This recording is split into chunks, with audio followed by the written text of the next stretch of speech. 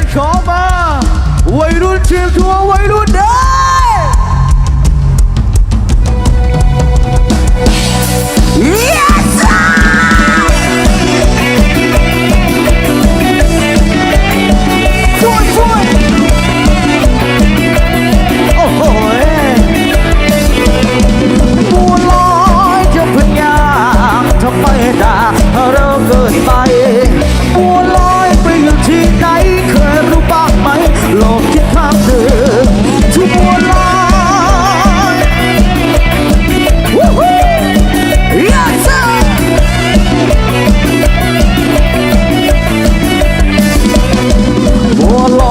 เป็นชายดงตาเดดากงตาเดินตาดา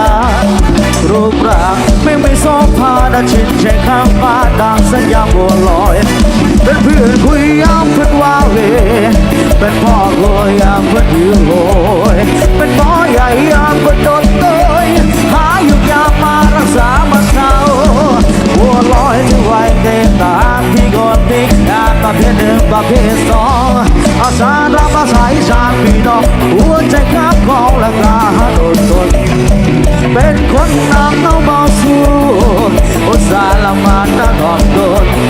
ช่วยเหลือเพื่อนทุกคนร่วมกับทุกสุขไม่สนใจ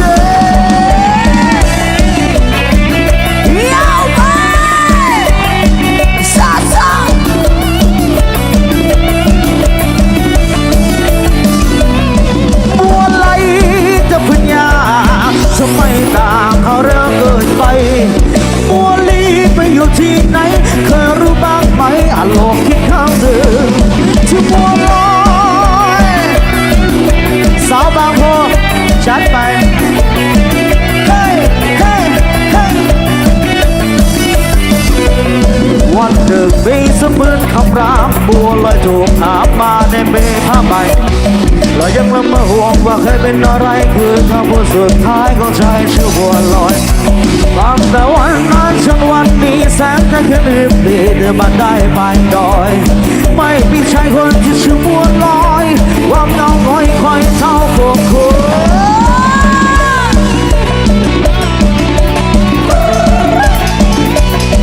เชื่อไหมโอ้โหสุดยอด1,000 บาท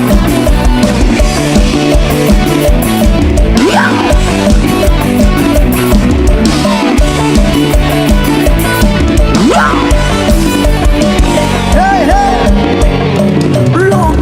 ไม่สมประกอ